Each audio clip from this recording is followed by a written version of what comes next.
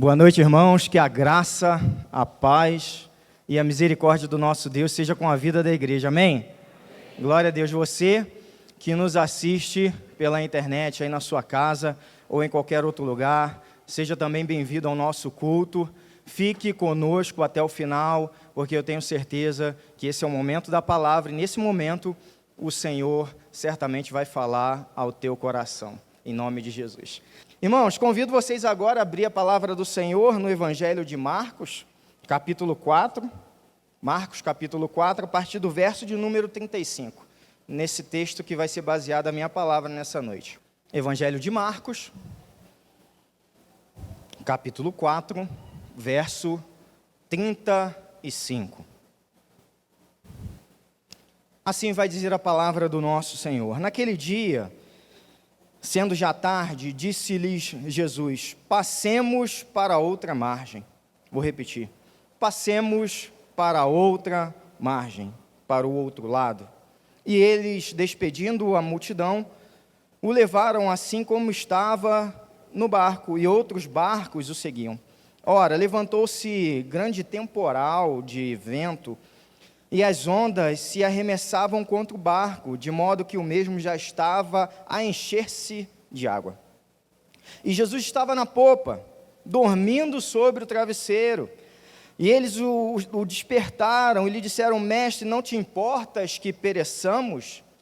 E ele, despertando, repreendeu o vento e disse ao mar: acalma-te, emudece.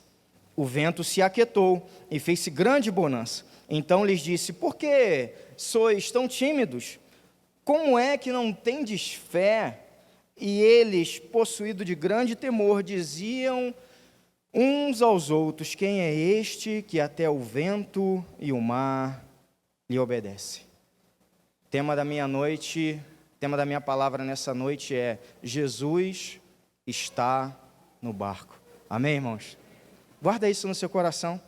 Sei que nós não temos condição de reter uma mensagem toda ouvindo e vendo apenas uma vez, mas guarda isso nas tábuas do teu coração.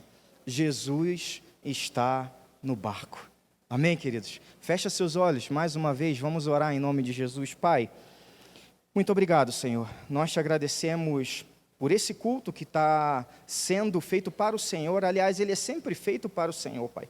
Recebe, ó Pai amado, o louvor dos nossos filhos, dos nossos pequeninos, cada canção aqui, ó Pai amado, entoada, cada oração de gratidão, cada oração de súplica que aqui já foi feita. Pai amado, recebe para a tua honra e para a tua glória, Pai, em nome de Jesus. E esse é o momento agora, Pai, onde nós queremos ouvir a tua voz, nós queremos ouvir a tua palavra. Pai, esse povo que está aqui, Pai, diante de mim, eles não saíram de suas casas para ouvir palavra do homem, mas a palavra do Senhor, que é a palavra que gera transformação, gera vida, gera restauração, a palavra que cura e que liberta. Ó Pai amado, então que cada coração nessa noite seja um solo fértil para essa preciosa semente. Quanto a mim, Senhor, como diz o profeta Isaías, Pai, ai de mim, pois sou um homem pecador, eu careço da tua graça. Então, nesse momento, Pai, que eu seja usado pelo Senhor apenas como um canal de bênção, Pai, sobre a vida dos meus irmãos, e que se houver, Senhor, alguma motivação equivocada, errada no meu coração, eu peço perdão ao Senhor e peço que o Senhor venha corrigir, Pai, em nome de Jesus. O meu desejo aqui é que a sua igreja seja edificada e o seu nome seja glorificado, em nome de Jesus. Amém. Irmão, Jesus está no barco. Quando nós ouvimos histórias de acidentes, né, de naufrágios, vem logo à nossa mente, né, o Titanic. Sobre esse naufrágio aí, a gente conhece várias histórias, né, relatos de muita coisa que aconteceu quando esse navio afundou, né, e conta-se a história que o homem chegou para o povo e falou assim: olha, esse navio, ele vai afundar. E o povo não falou nada, ficou todo mundo calado. E esse homem, pela segunda vez, ele falou assim: olha, esse navio, ele vai afundar. E aí todo mundo continuou em silêncio, ninguém respondeu aquele homem. E aí na terceira vez ele foi mais enfático, ele falou assim: olha, esse navio vai afundar. E aí alguém falou assim: olha, pelo amor de Deus, tira esse homem chato do cinema para a gente ver esse filme, por favor. Não é? Bom, sempre que eu conto essa piada, poucas pessoas riem, né? O pessoal não entende muito bem, né? O pessoal vai entender depois, né? Entendeu? Mas, irmãos, quando a gente fala de tempestade, né? É algo que é real, faz parte das nossas vidas, né? Quando nós navegamos pelo mar da vida, nós vamos enfrentar dificuldades, nós vamos enfrentar o vento forte, as ondas vão dar contra o nosso barco, e sobre as tempestades eu queria, em primeiro lugar, falar 4 verdades a título introdutório sobre essa provação que nós temos. E a primeira coisa que eu queria falar, irmãos, é que as tempestades, elas são inevitáveis, sabe? É algo que eu não gostaria de falar, mas é a realidade. Elas chegam para todos. Chega para quem mora num palácio ou para quem mora numa casinha de sapê, ela chega para os cultos, ela chega para os iletrados.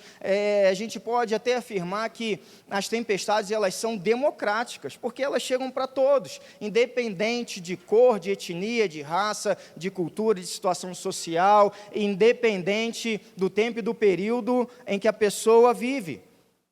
Se pudesse, a gente se protegeria.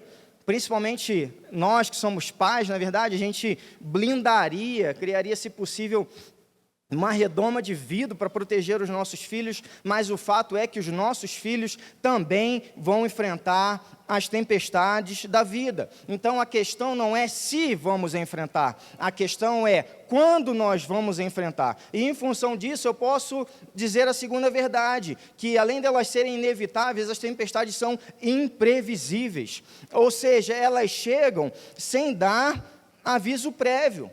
É o homem que ele sai cedo para trabalhar de moto, só que ele sofre um acidente. Ele gostaria de, no final do seu dia de trabalho, ele voltar para casa, mas infelizmente ele está num hospital esperando o médico atendê-lo, esperando uma cirurgia. Não era isso que ele queria. É uma pessoa que de repente recebe uma ligação e fala assim: olha, aquele seu ente querido, aquela pessoa que você ama muito, ela faleceu. É aquela pessoa que ela vai ao médico para um check-up rotineiro e ela descobre que está com uma doença incurável. Enfim, irmãos, as tempestades são assim. É um luto doloroso, é uma doença inesperada, é uma perda financeira significativa, e tudo isso coloca a nossa vida de ponta cabeça. Mas não é só isso. As tempestades, elas são inevitáveis, elas são imprevisíveis, mas muitas vezes também elas são ingerenciáveis. Ou seja, há momentos em que as coisas fogem do nosso controle. Sai do nosso controle.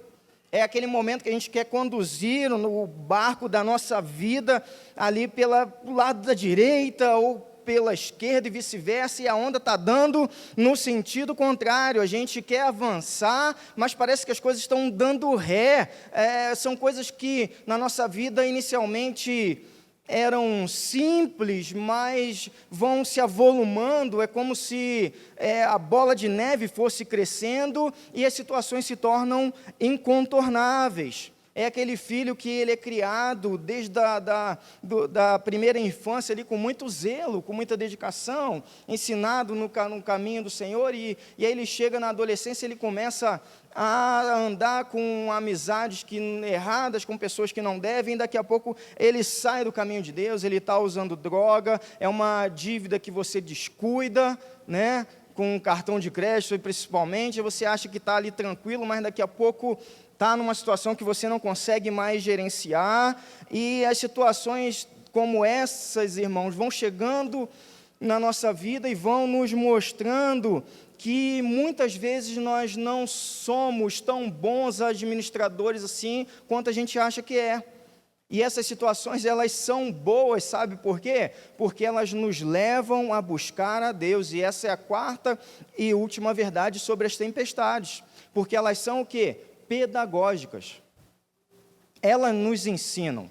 Tudo que chega a tua vida, eu estou falando para você, filho de Deus, você que nasceu de novo em Cristo Jesus, você que teve o perdão dos seus pecados, você que tem o Senhor Jesus na sua vida, Ele como Salvador e Senhor, para você, tudo que acontece na sua vida está no controle de Deus, não para te destruir, não para te matar, não para te levar ao naufrágio, mas para que você tenha uma experiência mais profunda com Ele. Pode ter certeza disso. Nada, vou repetir, nada na sua vida acontece aleatoriamente, por acaso. Tudo está no controle de Deus, ou seja, tudo que chega na sua vida, seja uma boa dádiva, seja bênção, seja uma luta, uma tempestade, ela passa pelo crivo, pelo aval e pela autorização do Senhor. E aí, irmãos, diante dessa situação, vendo que as coisas às vezes são inevitáveis, imprevisíveis, ingerenciáveis, nós precisamos buscar a nossa verdadeira segurança aonde? No Senhor. Porque só nele, irmãos, só nele nós teremos a verdadeira segurança.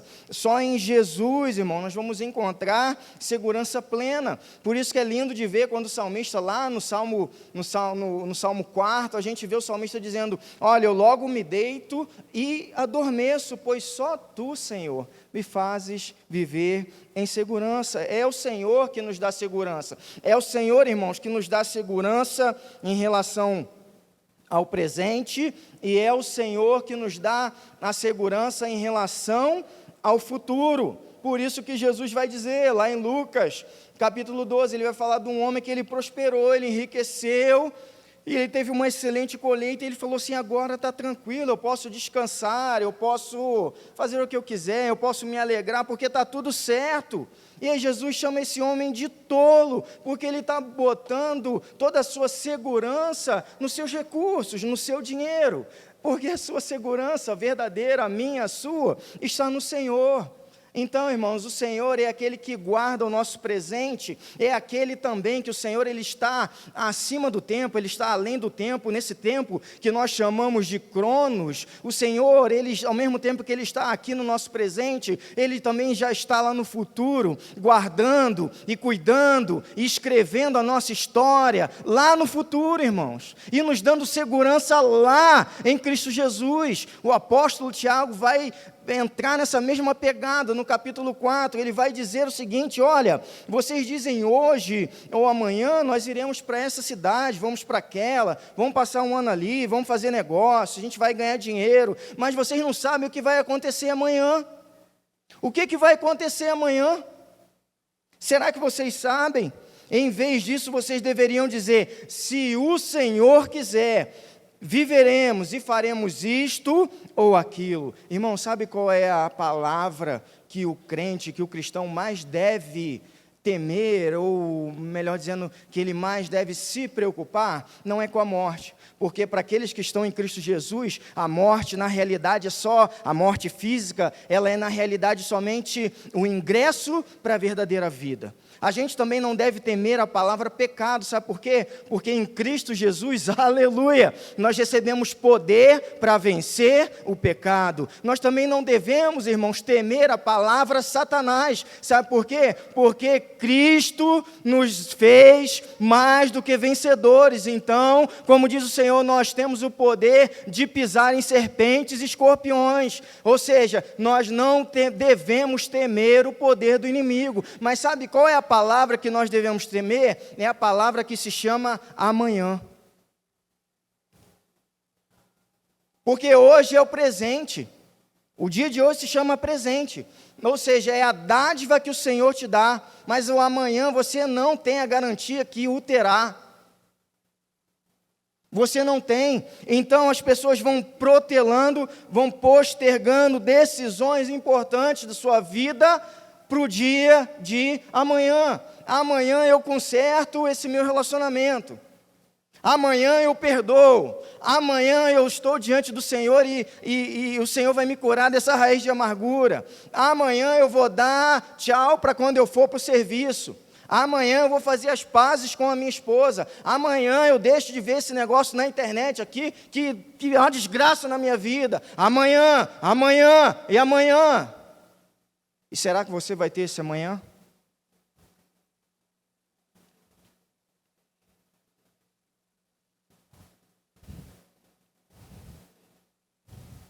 Amanhã eu cuido, amanhã eu oro, amanhã eu perdoo, amanhã eu trabalho, amanhã eu corro atrás, amanhã eu faço, amanhã. As pessoas não querem ser parecidas com Jesus, né? Porque elas acham que vão ter sempre amanhã, elas querem ser parecidas com Matusalém, né? Que viveu 969 anos, acha que vai ter quase 1000 anos, para corrigir tudo que tem que corrigir, para fazer tudo que tem que fazer, para ajustar, para consertar, para reatar, para restaurar, e a gente não sabe se nós teremos, irmãos. E quando a gente percebe que, quando a gente olha para essas tempestades que chegam na nossa vida, a gente tem a certeza que o Senhor quer nos ensinar lições profundas com isso. E quando a gente olha o cenário, o contexto dessa narrativa aqui que a gente leu, a gente olha para Jesus num dia cansativo de ministério, né? Ele passou o dia todo ensinando, pregando, curando, é mais ou menos como professor que trabalha 3 turnos, né? Manhã, de tarde, de noite. E aí ele chega no final do dia, ele está exausto com tudo aquilo que ele fez. Está cansado fisicamente. E aí Jesus diz, né, para a gurizada lá, para os meninos, fala assim, olha, vamos para o outro lado. E aí eles entram no barco, só que daí para frente Jesus dorme. Jesus vai descansar. E aí a travessia começa, não é verdade? No mar da Galileia, para aqueles que são mais cultos, como o evangelista Lucas, ele chama de Lago de Genezaré, né? A mesma coisa, então, aqui o pessoal do ensino aqui, pastor Márcio, pastor Eduardo, o pessoal chamaria de Lago de Genezaré, eu digo mar da Galileia, né? Então esse mar aí o pessoal começou a navegar nesse mar. Esse mar, para quem não sabe, é a maior porção de água doce ali do Oriente Médio, o maior reservatório, tem em torno de 14 por 21. Os pastores aí, o pessoal que é chique, que já foi para Israel, já conhece esse negócio, né? Eu não conheço ainda, né? Pastor Christian, pastor Richard aí. Quem sabe um dia eu conheço, né, irmão? Nem que seja Nova Jerusalém, né? Se eu falar assim, filho, ó, era aqui, assim, entendeu? Ó, deixa eu mostrar para você queria tanto ir, né? Ó, é assim, né? Não, brincadeira. E eles começam essa travessia, irmãos. Jesus dorme. E aí a tempestade começa a se formar. E o que eu vou falar agora, o texto não dá indício para isso, sabe? O texto não dá abertura para isso, mas eu fico pensando assim, eu acho, conhecendo esses meninos, esses cabras aí, eu acho que esse pessoal não chamou Jesus no início, não.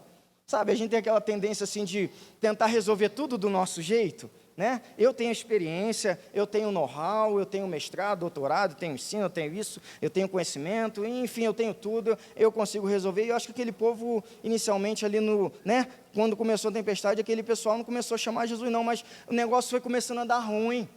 A água foi começando a entrar no barco, ou seja, o barco começou a correr risco de afundar, as coisas saíram do controle dos meninos aqui. Lembra das situações ingerenciáveis? É isso aí. E aí vem a primeira pergunta do texto. Mestre, não te importas que pereçamos? Né? Traduzindo para o nosso português, Deus, você não está se importando com o meu sofrimento? Essa é a pergunta dos discípulos. Essa é a pergunta deles há 2000 anos atrás. Essa é a minha pergunta. Eu não sei se você é tão fraco como eu, mas eu já fiz essa pergunta algumas vezes na minha vida. Deus, você não está se importando, não? Será que você não está vendo que eu estou sofrendo? E essa pergunta, irmãos, ela revela a nossa fragilidade. Ela revela a nossa vulnerabilidade. Ela revela que nós não sabemos tanto resolver as coisas como a gente acha que sabe.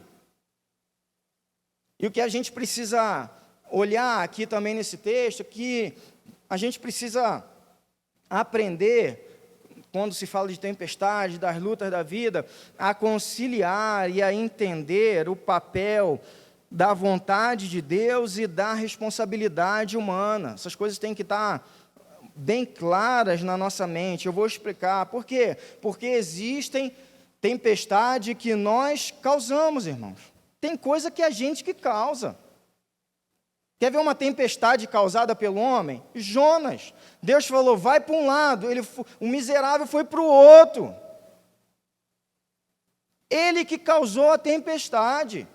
Ou seja, Jonas aponta, né, essa parte da história do profeta, né, aponta para pessoas que ouvem a voz de Deus, mas decidem ir para outro rumo. É que aquilo que no Antigo Testamento o povo de Deus ouviu por várias vezes, esse povo é um povo obstinado, povo de dura cerviz, o povo que ouve a palavra, mas decide deliberadamente ir para o sentido oposto. Outra tempestade causada, a gente vê Ló, os irmãos sabem ali, Gênesis 12, 13 até o 15, mais ou menos ali, a gente vai ver a história que Abraão começa a prosperar de tal forma que a terra já não consegue dar o sustento suficiente para Abraão, seus servos, vamos dizer assim, para o seu núcleo familiar e para Ló e sua família. Só que Abraão é um homem sábio, ele fala assim, olha, eu não preciso escolher humanamente, eu não preciso escolher o que é mais bonito, eu não preciso escolher o que é melhor, eu não preciso me preocupar em ser o primeiro, eu não preciso ficar tentando arrumar lugar, fazer isso, vou chegar na frente, não. Faz o seguinte, Ló, faz o que você quiser, escolhe aí. Irmãos, quem está com Deus anda assim, sabe? Não se preocupa com coisa que é pueril, sabe? Não se preocupa. Sabe por quê? Porque estar com Deus é certeza da bênção. Deus é aquele que provê. Deus é aquele que dá. No tempo certo, dá na medida certa. Ele dá, irmãos, Ele é Pai. Deus é abençoador. Com essa mente, Abraão falou para Ló, vai para onde você quiser. E aí o zóio de Ló regalou. Para onde que ele foi? Para as campinas de Sodoma. Deu o quê, irmão? Deu ruim. Caçou tempestade para sua cabeça. Às vezes a gente olha o que é bonito por fora, a gente fala assim, cara, isso aqui vai ser legal, isso aqui vai prosperar, isso aqui vai dar certo, isso aqui vai me fazer ir para frente, com isso aqui minha família, minha história vai mudar. Mas não é, irmão, não é isso. Está caçando tempestade, sabe por quê? Porque não consulta o Senhor. Se tivesse consultado o Senhor, a situação seria diferente. Então Ló é um segundo exemplo de pessoa que ele gera a tempestade. A gente vê Jonas gerando pela desobediência, a gente vê Ló gerando tempestade para a sua vida por conta da negligência, de não consultar o Senhor. Então, irmãos, como é que eu posso dizer isso? Não sei se eu afirmo se é mais fácil ou menos difícil a gente aceitar a tempestade quando a gente tem a certeza que a gente provocou. Né? E é um texto que eu gosto muito, que fala sobre isso, é o texto que está em 1 Pedro, capítulo 2, versos 19 e 20.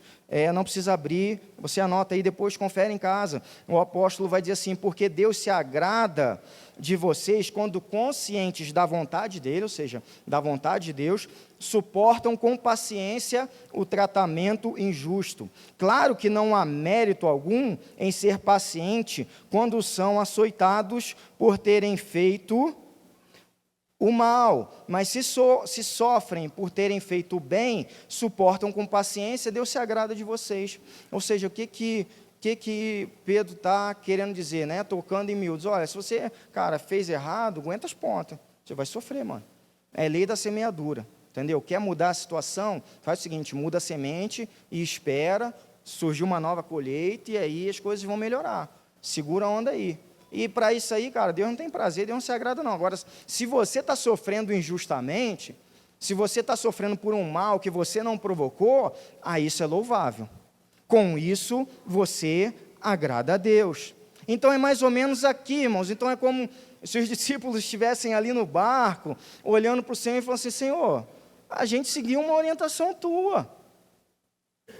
O Senhor disse, vamos para o outro lado, como se tacitamente a culpa estivesse sendo jogada para cima do Senhor, para cima de Jesus.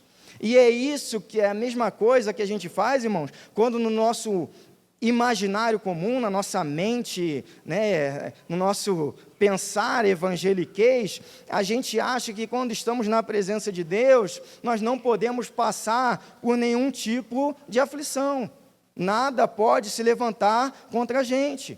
Então tem gente que tem tanta dificuldade que é mais ou menos como os amigos de Jó. Quando vem alguma coisa, fala assim, olha, é pecado. Está com a vida errada, está com a vida torta. E nem sempre é assim, irmãos. Então as pessoas pensam, não, como assim? Eu estou andando com Deus, eu estou servindo o Senhor, eu estou em obediência. Como se levanta essa tempestade na minha vida? Isso eu costumo dizer, irmãos, que é o evangelho indolor. É o evangelho que a gente não pode, vivendo esse evangelho, a gente não pode sentir dor. É esse evangelho que é pregado por aí, ou seja, o crente, o cristão, ele não adoece, ele não morre, ele não fica desempregado, ele não pode ter doença, ele não pode ter luta com o filho no casamento, financeira, enfim, ele não pode ter depressão, não pode quebrar uma unha sabe, daquele que é a última bolacha do pacote do Senhor, ele é o cuti-cuti de Jesus, então nada pode acontecer com ele. E igrejas hoje estão lotadas por isso, porque as pessoas querem ouvir isso. E isso, irmãos, dá uma falsa sensação de segurança, porque na realidade não funciona assim. Isso vai gerando o quê? Isso vai gerando o quê? Crente mimado, não vai gerar discípulo do Senhor. Não vai. Irmãos, está na hora da gente deixar de ser menino. Está na hora da gente avançar. Está na hora da gente entender que servir ao reino vai dar trabalho, vai exigir da gente suor, a gente vai precisar arregaçar as mangas, a gente vai encarar o quê? Tempestade. E o menino, ele não consegue entender isso, ele não consegue ver a vida sob essa ótica. Ou seja, a gente precisa entender que o verdadeiro evangelho, vou falar isso bem claro para você, o verdadeiro evangelho não é a ausência de luta, mas é a presença de Deus em todas as lutas que você enfrentar. Posso ouvir um amém da igreja? Vou repetir, irmãos, o evangelho não é a ausência de luta, mas é a presença do Senhor em todas as lutas que você enfrentar.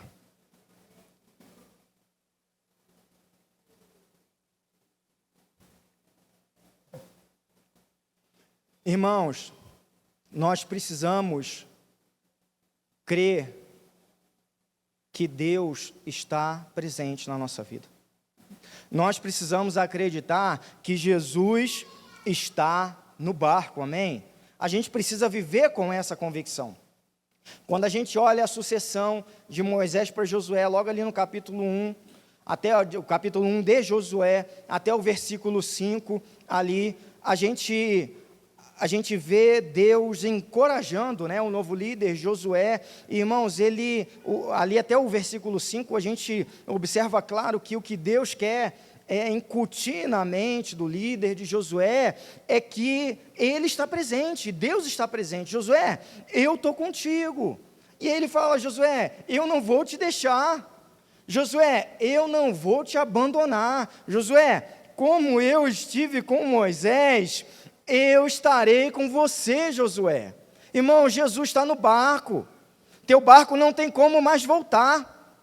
Não tem mais um porto seguro. Vai ter que navegar até o final. Mas Jesus, Ele está no barco, amém? E você precisa ter essa convicção. É isso que o Senhor está falando, irmãos, para Josué. E é isso que o Senhor fala para você nessa noite. Ele dá garantia para a gente hoje, para a sua igreja, que não vai nos deixar hoje, que é o presente, e não vai nos deixar no futuro. Como Ele esteve, irmãos, com Noé, Ele vai estar com você. Como Ele esteve com Abraão, Isaac, Jacó, Ele estará com você. Como Deus esteve com Moisés, Ele vai estar com você. Da mesma forma que Deus esteve com Josué, Ele vai estar com você. Como Deus esteve com os juízes, Gideão, Jefté, Sansão, Ele vai estar com você. Davi, Salomão, esteve com esses homens, Ele vai estar com você. Como Deus esteve com Eliseus, com Elias, com Jeremias, com Isaías, com demais profetas, Ele vai estar com você. Essa é a garantia. Deus esteve com Jesus e com os apóstolos, vai estar comigo e com você. Deus vem conduzindo e está com a igreja, irmãos, há mais de 2000 anos. E Ele não nos deixa. Ele não nos deixou em nenhum momento, nem na tempestade e nem na paz. Nunca nos deixou. Ele vai estar sempre conosco, inclusive, irmãos, nos piores momentos da nossa vida. Deus é fiel, irmãos. A gente precisa conhecer o caráter de Deus. Ele é fiel. Ele é fiel.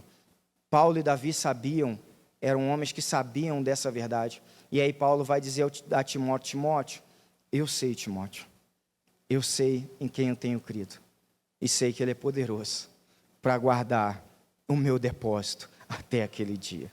Eu conheço o caráter do meu Deus. Ele é fiel. Davi falou assim: olha, eu sei, é certo que a bondade e a misericórdia do Senhor me seguirão todos os dias da minha vida. Irmãos, Deus é fiel. Ele está no barco, o tempo está nublado, o vento está dando contra o barco, está entrando água, está todo mundo desesperado, mas Jesus está no barco, irmãos. Ele está no barco, sabe?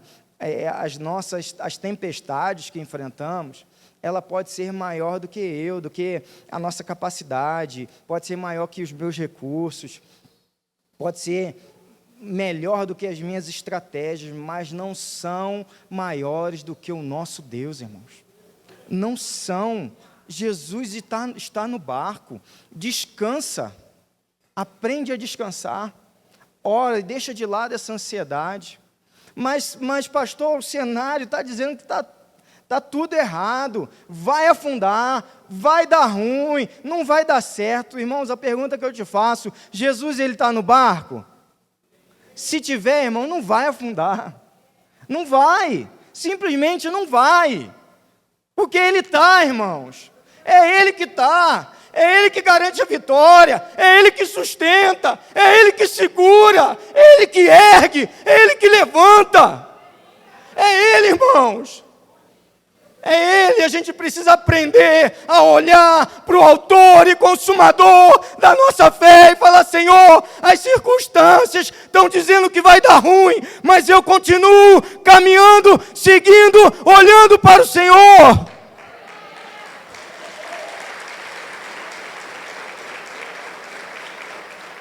Eu não vou olhar para o vento, irmãos. Eu não vou olhar para a água que está entrando dentro do barco. Eu não vou olhar para as pessoas que estão dizendo: não vai dar certo. Eu não vou receber palavras de desânimo. Eu não vou receber palavras que me dizem: olha, chegou ao fim. Sabe por quê? Porque quem decreta o fim na minha vida, de toda a situação, é Jesus Cristo de Nazaré. É Ele, irmãos. Enquanto Ele diz que não terminou, não terminou. Não é o médico que dá a última palavra, não é o psicólogo, o psiquiatra, não é economia, não é política, não é presidente, não é ser humano nenhum na face da terra. Quem dá a última palavra na minha vida é o Senhor.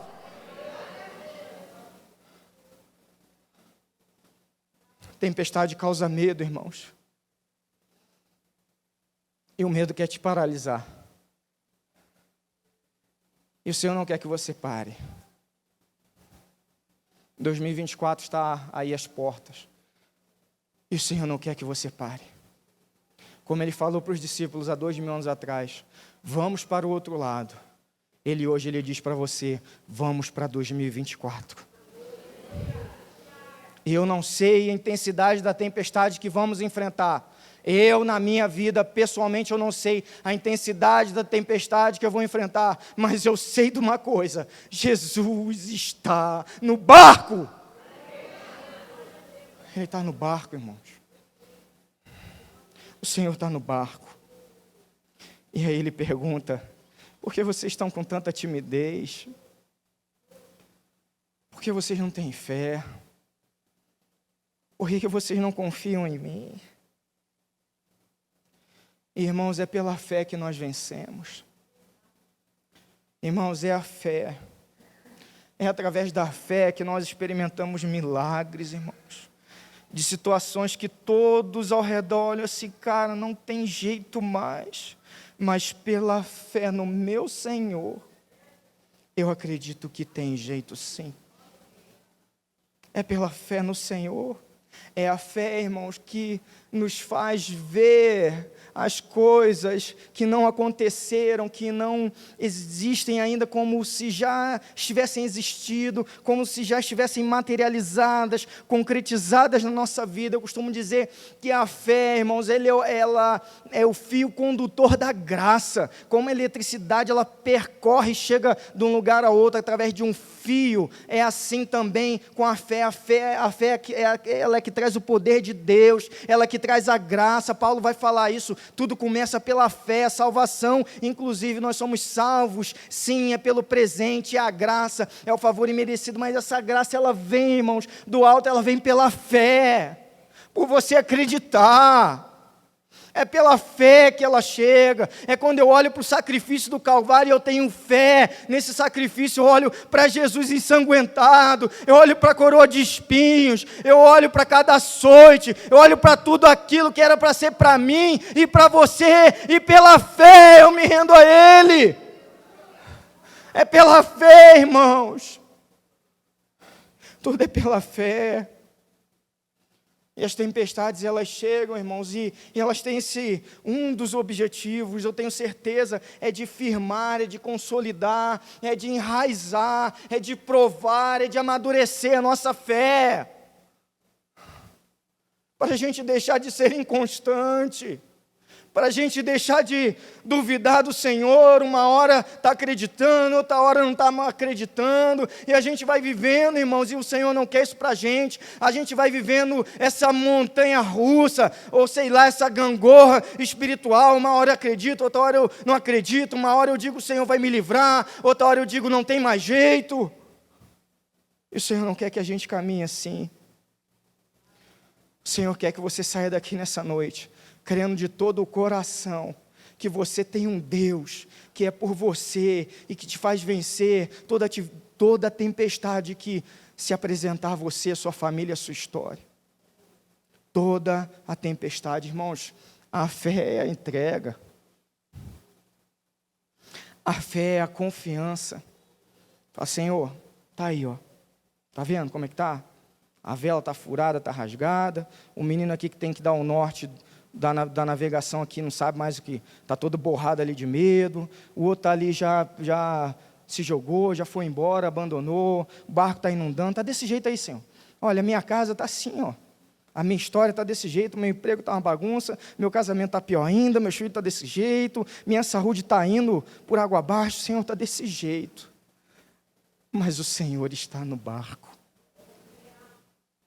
O Senhor está no barco. Eu sei que o meu barco não vai afundar. Irmãos, a tua casa não vai afundar se você crer no Senhor. Se você colocar o Senhor dentro do teu barco, ela não vai afundar. Você não vai naufragar, você não vai perder tua casa, você não vai perder os teus filhos, tua família, teu casamento. Você não vai, sabe por quê? Porque Jesus está no barco.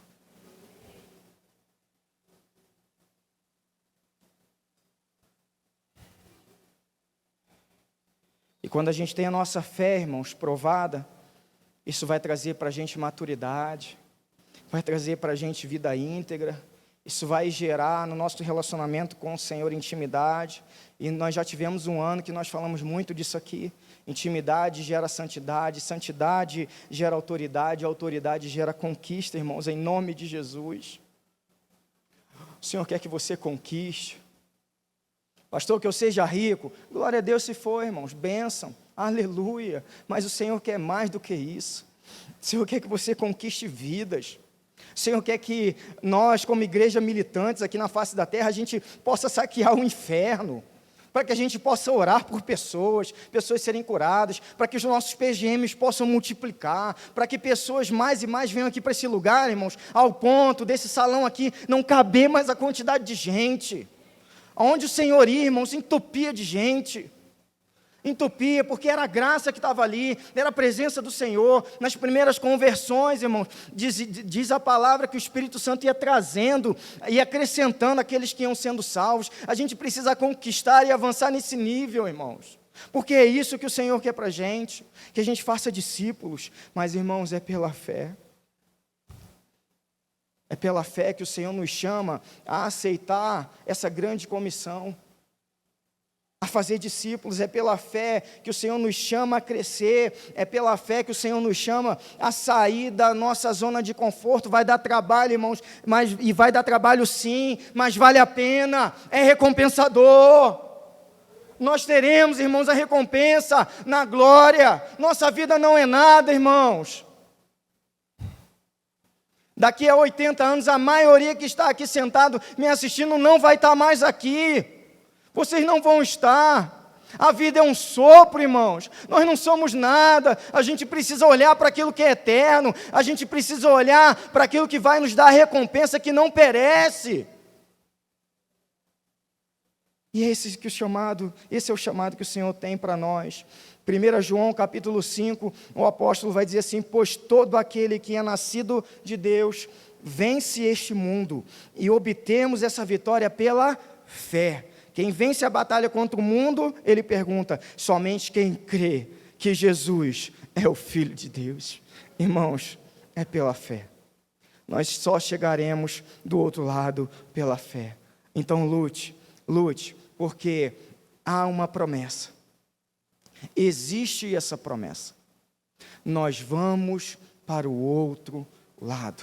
Eu já vou caminhando já para o final da minha mensagem. Eu já chamo a equipe para, por gentileza, se posicionar. E essa promessa, irmãos, ela é maravilhosa. Ela é uma promessa do nosso Senhor Jesus. É Ele que disse que nós vamos para o outro lado. E quando se trata da palavra de Jesus, irmãos, promessa e realidade são a mesma coisa. Pode não ser uma realidade atual, mas se Jesus falou, aleluia, vai ser uma realidade futura. Será uma realidade futura, sabe por quê? Porque nenhuma das promessas do nosso Senhor falhou, nenhuma delas caiu por terra, porque o Senhor, irmãos, Ele zela em cumprir a sua palavra e tudo aquilo que Ele promete, e a palavra do Senhor vai dizer que Deus não é homem para que minta, nem filho do homem para que se arrependa, aleluia! Ele é fiel, irmãos.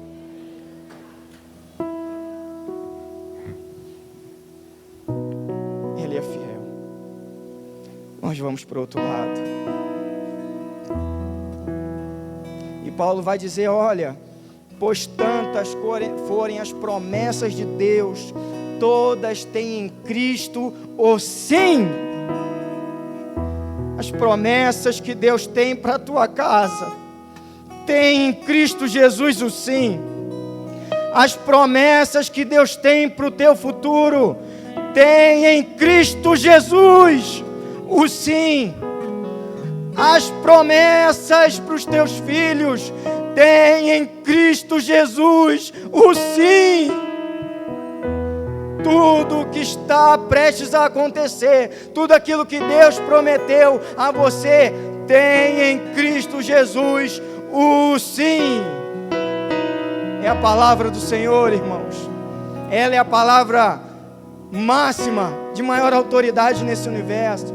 É a palavra que cria e sustenta todas as coisas. É essa palavra que nos faz avançar. É essa palavra que nos dá o combustível, a coragem, o ânimo e a esperança para encarar qualquer tipo de tempestade, seja em qualquer tempo que for. Se Deus falou para a tua vida, olha, eu vou levantar, Ele vai levantar. Se Deus falou para você, olha, eu vou erguer, Ele vai erguer, irmãos. Se Ele falou assim, olha, eu vou restaurar isso que está tudo quebrado, Ele vai restaurar. Se Ele disse para nós hoje, eu vou conduzir a igreja até o outro lado, Ele vai fazer, aleluia! Ele vai fazer, irmãos. Convido você a ficar em pé em nome de Jesus.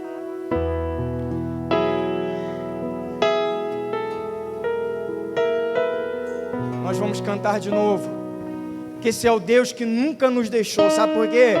Porque Ele é o Deus que está sempre no barco, Ele está sempre, seja na tempestade ou na paz, Ele nunca nos deixou.